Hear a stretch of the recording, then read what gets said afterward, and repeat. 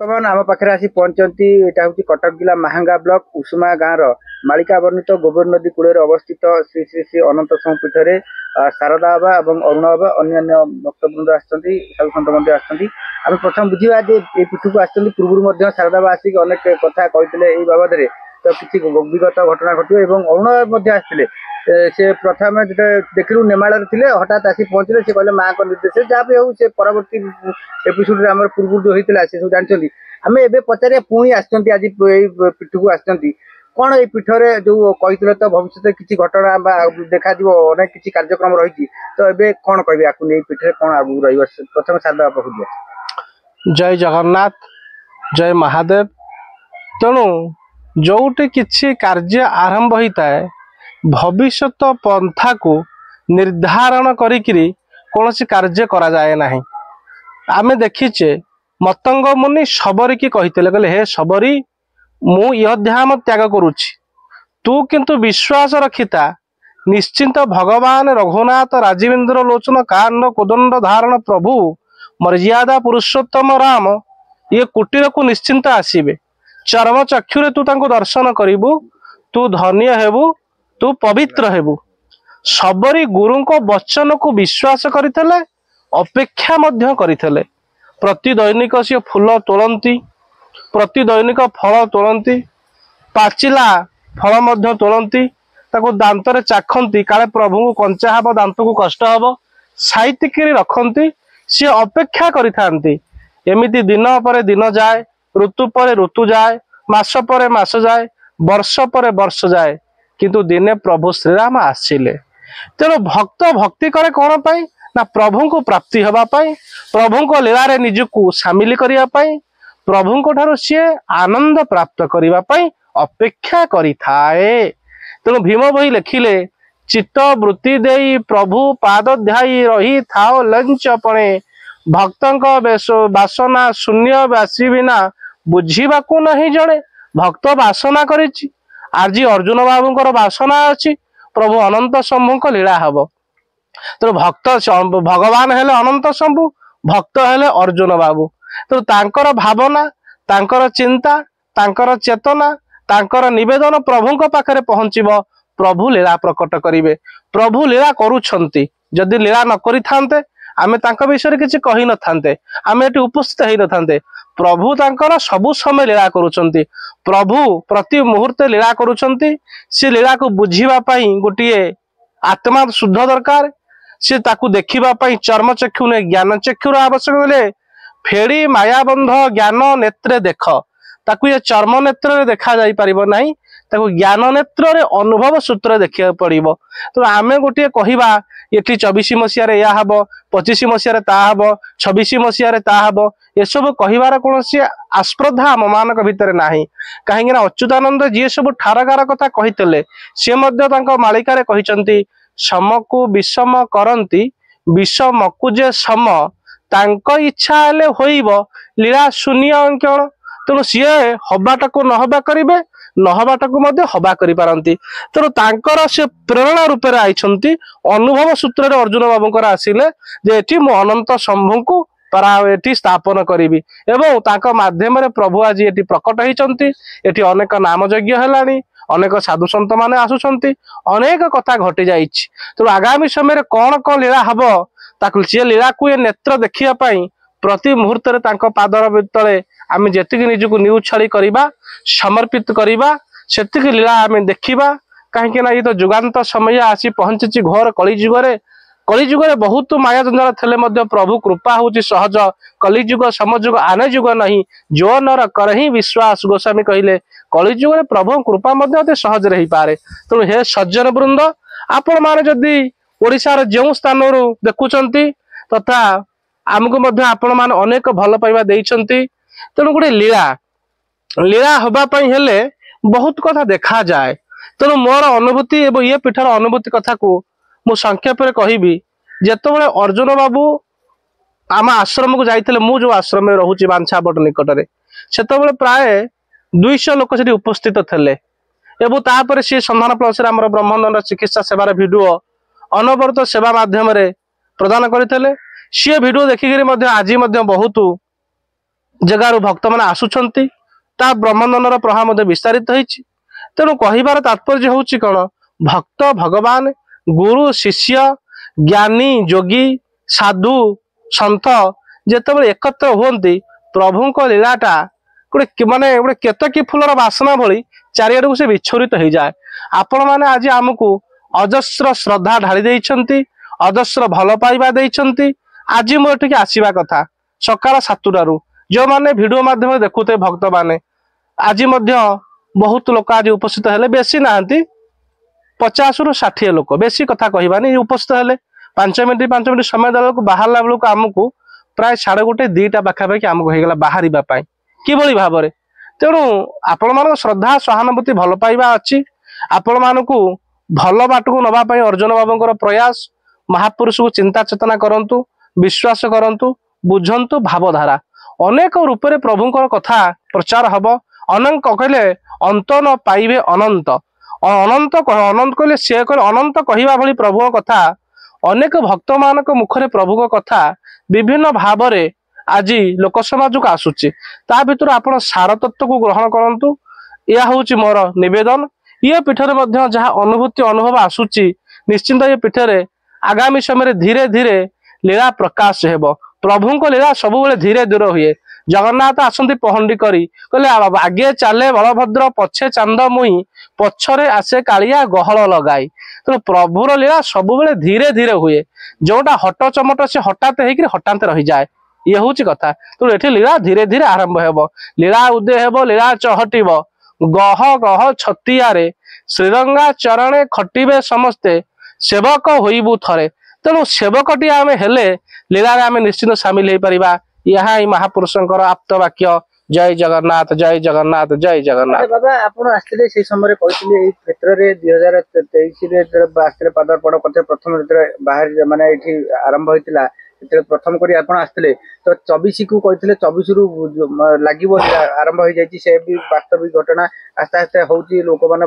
जो भली भक्त मैंने साधु मैंने आसती तो कहते अनेक किसी गुप्त तथ्य ये परिप्रकाश हम से कथा कहतु पुनर्बार गुप्त तो ये क्षेत्र नुहे सारा जगत रे मध्य महापुरुष लेखिले ते तत्वबोध ग्रंथ ना कहूँ तत्वबोधनी तृतीय अध्याय तृतीय खंड कहले 23 जाई 24 रे पुण ठोकाए भक्त हेबे प्रमाण तेणु भक्त प्रमाण हेबे ये क्षेत्र आगामी समय भक्त माने मेली हेबे भक्त एकत्र हेबे भगवान एकत्र हेबे कहले चारि दिग भक्त माने एठी आज धीरे धीरे जमी आज आकस्मिक आम आसी पहुंचलु आम पूर्व अनेक साधु सन्त आसुचंती तेणु जिते भावना अच्छी प्रभुंकर प्रभु तांकर भक्त परिकर मानक ये स्थान को चारि दिगर भक्त कली जुगर गोटे कथा को आज कहूँ पीठरे मु खुलासा करुच्ची जे कि चारि जुगर भक्त चारि जन्मर भक्त चारि दिगर भक्त समस्ते अलगा अलगा अच्छंती माया पटल पड़ी कहीं क्या चिन्ह पारु ना बुझी पारु ना जानी मध्य पारु ना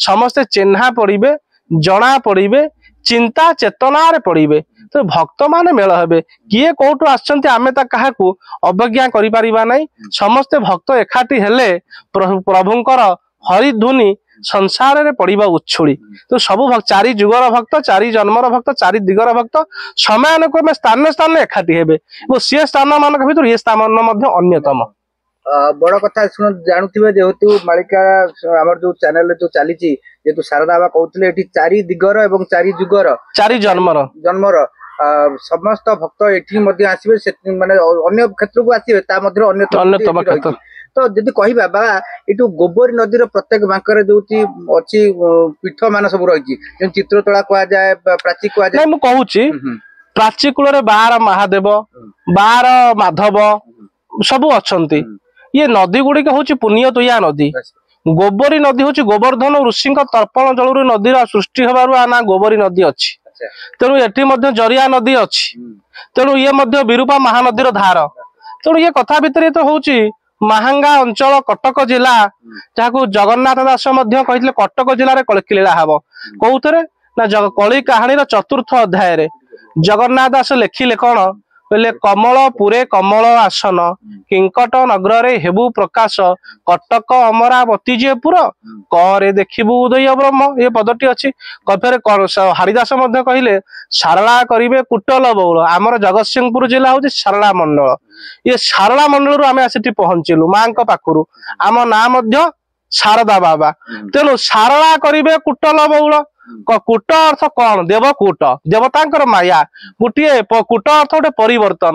ଯେମିତି ମା ସରସ୍ୱତୀଙ୍କ ବାଗବାଦିନୀଙ୍କ କୂଟରେ ରାମଚନ୍ଦ୍ର ରାଜା ହବା କଥା, କିନ୍ତୁ ଏଭଳି ଭାବରେ ସେ ମନ୍ଥରା କଣ୍ଠରେ କକେଇ ଗଙ୍କିତରେ ବସିଲେ ରାମ ବନବାସ ଗଲେ। ଗୋଟେ ଯୁଗର ମୋଡ ନେଲା, ଲୀଳାର ଗୋଟିଏ ପରିବର୍ତ୍ତନ ହେଲା।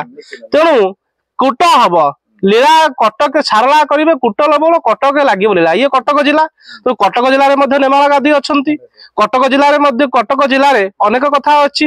ତେଣୁ କଟକରେ ଅମରାବତୀ ଅଛନ୍ତି। କଟକ ଜିଲ୍ଲାରେ ମଧ୍ୟ ଜଳକା ପାହାଡ ଅଛି କଟକ ଜିଲ୍ଲା। ତେଣୁ କଟକ ଜିଲ୍ଲାରେ ଅନେକ ଲୀଳା ମଧ୍ୟ ଘଟିଯିବ।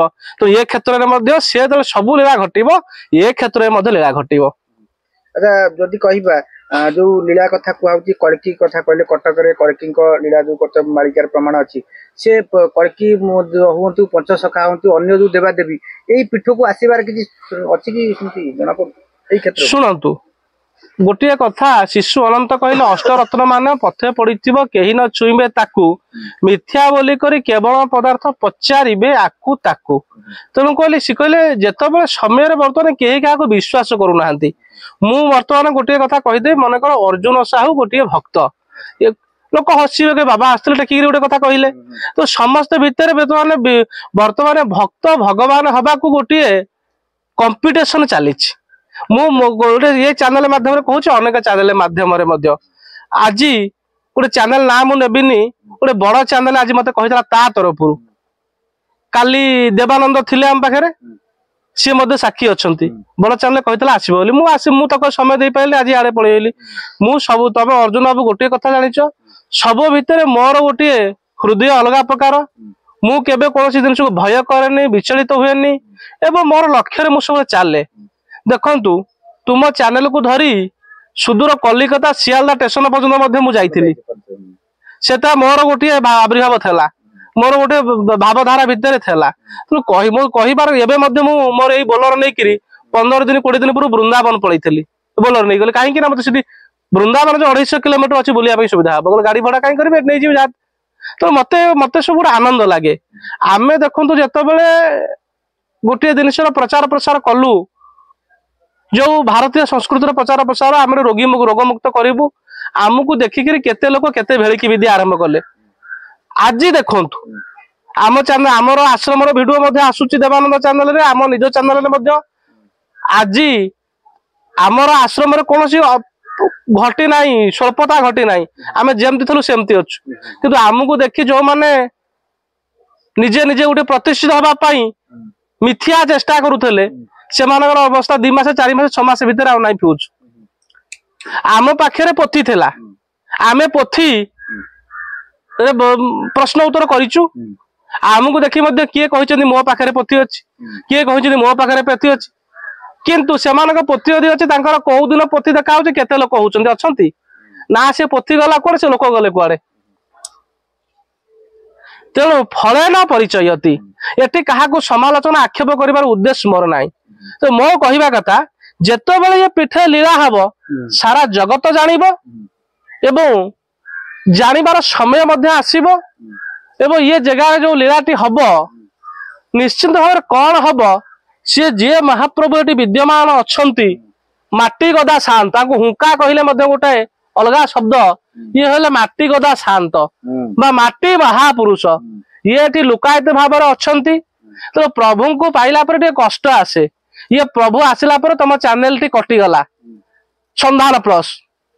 ପ୍ରଭୁ ଯେତେବେଳେ ଆସନ୍ତି, ସେ କିଛି ତାଙ୍କର ପରୀକ୍ଷା କରନ୍ତି, କିଛି କାଟନ୍ତି, କିଛି ନିଅନ୍ତି, ଏସବୁ ଜିନିଷ ଅଛି। କିନ୍ତୁ ପ୍ରଭୁ ଏଠି ଗୋଟେ ଜିନିଷ ଥିଲା, ମାନେ ଅଲଗା ପ୍ରକାର ଥିଲା। ତ ଅଲଗା ପ୍ରକାର ଲୀଳା ଖେଳା ଧୀରେ ଧୀରେ ଏଠି ହବ, ପ୍ରଭୁଙ୍କ କୃପା। ତେଣୁ ପ୍ରଭୁ ଚାହାନ୍ତି, ଯିଏ ଜଗତକୁ ଚାହେଁ ସେ ଜଗନ୍ନାଥଙ୍କୁ ପାଏନି, ଯିଏ ଜଗନ୍ନାଥଙ୍କୁ ପାଏ ସେ ଜଗତକୁ ପାଏନି। ତେଣୁ ଚ୍ୟାନେଲରେ ଜଗତବାସୀ ଥିଲେ, ଜଗତ ପଳେଇ ଗଲେ, ଏଠି ଜଗତ ବନ୍ଧୁ ମିଳିଲେ। आउ थे कोन रिपीट कर जोटा कहली पर रिपीट करियार कोन अछि रिपीट कर क्लियर करी क्लियर भक्त बुझिबे हां क्लियर करियार किछि आवश्यक नै टेकी करी कहिबार किछि आवश्यक नै बढई के आवश्यक नै जिए जा हबार कथा हबो अरुण बाबा तांकर से गोटे वीडियो रे कहतिले मु सुदामंकर अवतार प्रथमे तांकू मु धन्यवाद जणाइथिली चैनल माध्यम रे काहे कि ना आपण देखंतु स्वर्ग रे धर्मराज थेले कि तांकर गोटिए अंश गोटिए कला रे विदुर आस्तले तापर जिए जन्म धर्म जिए जन्म सी विदुर जी विदुर सी जन्म आमे आमे ताकू अतुक्ति करि परिबा नाही तो अच्युतानंद मध्य महापुरुष लिखिचंती कहले द्वादश गोपाल अंगे भी हरिबी न चिन्हिबे मोते के अच्युत कहले मु निजे तो आसीबी हेले 12 जन गोपालक भितरे मध्य मो कला थिबो काहे कि से ताको मां संतोषी कहले मां कहले तो मां कथा कोन मिथ्या तो काहे कि से सुदाम कला रे आसी नथिबे सुदाम न होंतु सुदाम कला रे आसीथिबे आमे तो काहे मिथ्या बोली कहबा ना तो हे जगतवासी तमे सब विश्वास रे विचार को नियो तुमे निश्चित सत्य रे पहुंचीबो तेनु या विश्वास को न रही वितर्क कले निश्चित भ्रमिबाटा होउची सार हेबो यहा ही माजीर बाणी आजीर विचार।